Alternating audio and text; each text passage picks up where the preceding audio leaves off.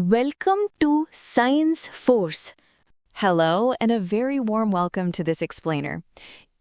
Right now, literally as you're watching this, your heart is generating enough pressure to squirt blood up to 30 feet across a room. It's absolutely incredible. But today, we're going to decode exactly what happens when that amazing pressure system goes a bit wrong. We're talking about hypertension, or as we commonly call it, high blood pressure. We're going to take a journey together, starting from simple, everyday metaphors that we can all instantly relate to, and we'll work our way all the way up to the precise medical realities. So whether you're just curious about your own health, a life science enthusiast, or a medical student prepping for exams, I promise you, there is something absolutely crucial here for you. Journey outline. We've got a fantastic, structured journey ahead. What is hypertension? First, we'll figure out what hypertension actually is. Systolic and diastolic. Then we'll break down systolic and diastolic pressure. Types and root causes. After that, we're diving into the types and root causes.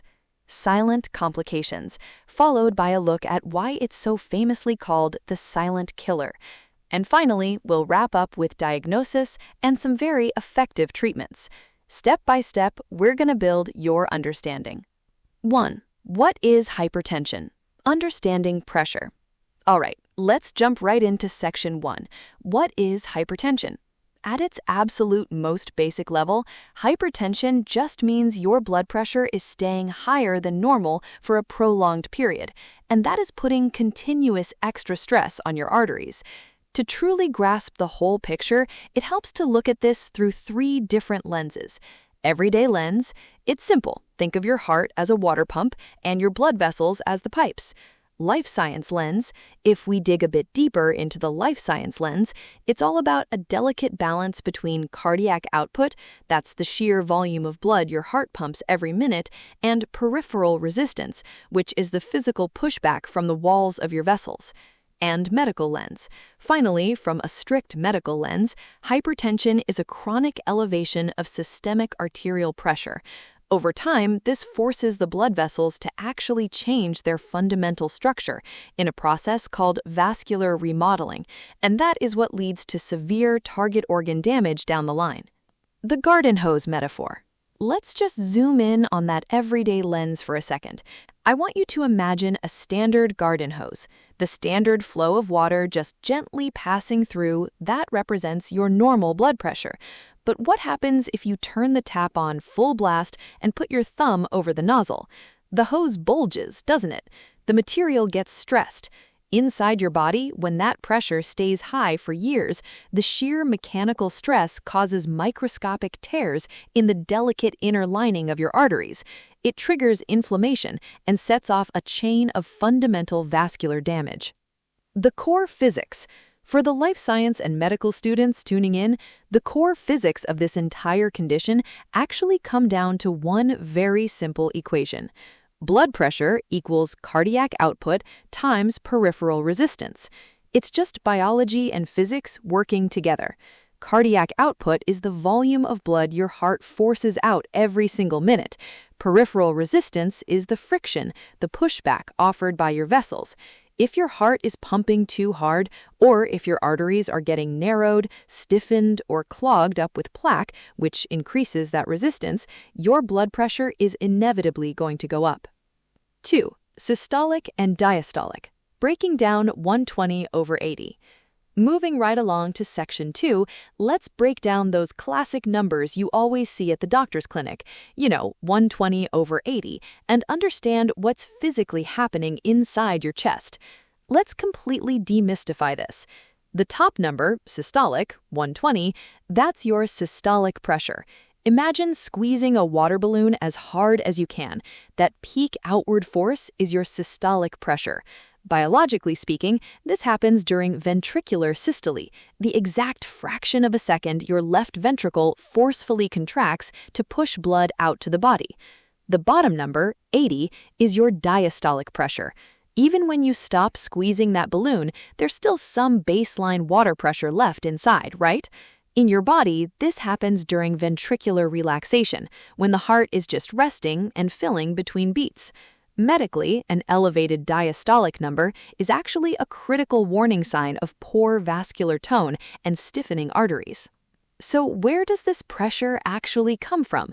Let's move to section 3 and explore the types and root causes, because you see, hypertension isn't just one straightforward disease. Primary essential hypertension. Now, this is a staggering fact in modern medicine. Up to 95% of all hypertension cases are classified as primary or essential. Only a tiny 5% fraction is secondary, which this basically means is that for the vast majority of people walking around with high blood pressure, there isn't just one single isolated disease we can point to and say, aha, that's the cause. It's actually a really complex web of overlapping factors. This primary type is like a perfect storm of genetics, advancing age, poor diet, and chronic stress. But if we look beneath the surface, there are some highly complex pathological changes happening. For instance, sympathetic nervous system becomes overactive, keeping your body in a constant fight or flight state. The RAAS system, at the same time, goes into total overdrive, basically forcing your kidneys to hoard sodium and water. And you have endothelial dysfunction, where the inner lining of your blood vessels loses its ability to produce nitric oxide. Without nitric oxide, your vessels simply can't dilate and relax properly. Secondary hypertension. Then we have that small 5% slice, secondary hypertension. This type develops as a direct physiological result of another identifiable condition. For example, chronic kidney disease can completely wreck your body's ability to filter out sodium, which artificially expands your total blood volume. Hormonal tumors might secrete massive amounts of cortisol or aldosterone. Medications, even routine things in your medicine cabinet like NSAID painkillers or oral contraceptives, can alter your vascular resistance and trigger a secondary spike in pressure. What tips the scales? The risk factors here are huge. Age naturally calcifies and stiffens those arterial pipes.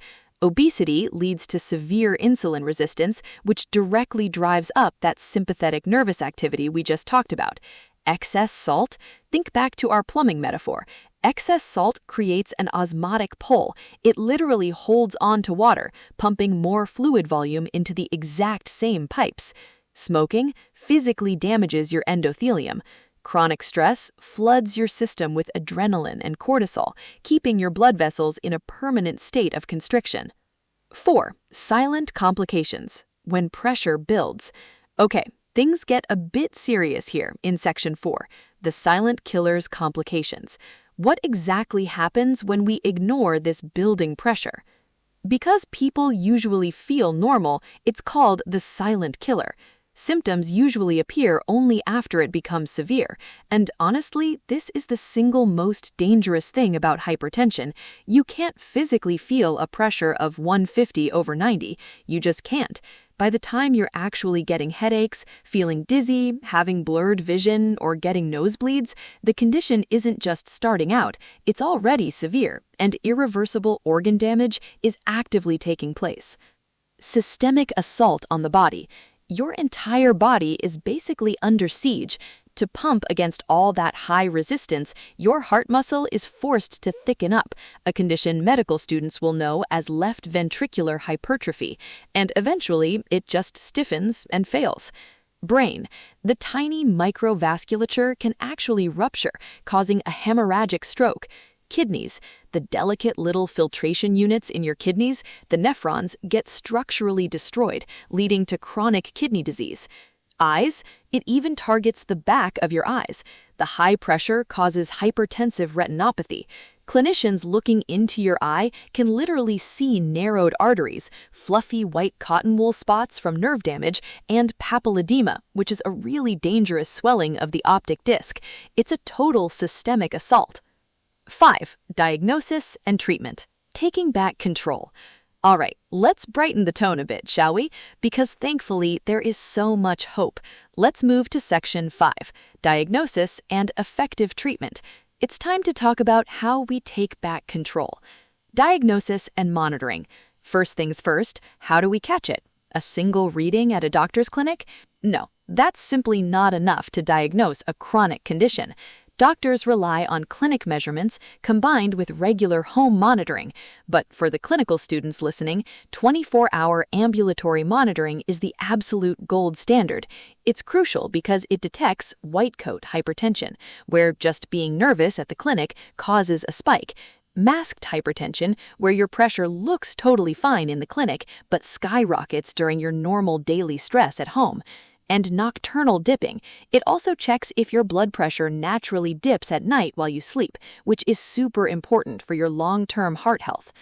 Lifestyle changes, the first line of defense. Once it's diagnosed, our absolute first line of defense is aggressive lifestyle modification. Reduce salt, limit sodium, which directly lowers your water retention and overall blood volume. Exercise, getting 150 minutes of aerobic exercise a week physically conditions your heart and trains your blood vessels to dilate properly. The DASH diet. It's packed with fruits and veggies, which floods your body with potassium. And here's a cool fact. Potassium actually helps your kidneys excrete excess sodium and relaxes your blood vessel walls. Quitting smoking and limiting alcohol. Combine that with quitting smoking and limiting alcohol, and you can literally start reversing that endothelial damage. But hey, sometimes lifestyle changes just aren't quite enough, and that's totally okay. We have some brilliant pharmacology to step in. Diuretics essentially force the kidneys to flush out excess sodium and water, directly dropping the fluid volume inside your pipes. ACE inhibitors. These are amazing. They block the specific enzyme that creates angiotensin II, which is a powerful chemical that forces your blood vessels to constrict. ARBs, angiotensin II receptor blockers, work by blocking the receptors for that exact same chemical. Calcium channel blockers. They stop calcium ions from entering your vascular smooth muscle, keeping the vessel walls nice and relaxed. Beta blockers. They shield your heart from adrenaline, lowering your heart rate and reducing that cardiac output. Every single one of these medications uniquely targets a specific variable in that biological equation we talked about earlier. And that brings us to the end of our explainer. We've journeyed all the way from a simple garden hose right up to complex vascular pharmacology. But before we go, I want to leave you with one really important, provocative thought. Hypertension silently damages your body every single day it goes unchecked, literally without giving you a single warning sign. So I have to ask you, when was the last time you actually checked your numbers? Thank you so much for joining me today, and please take action on your health. Thank you for watching Science Force.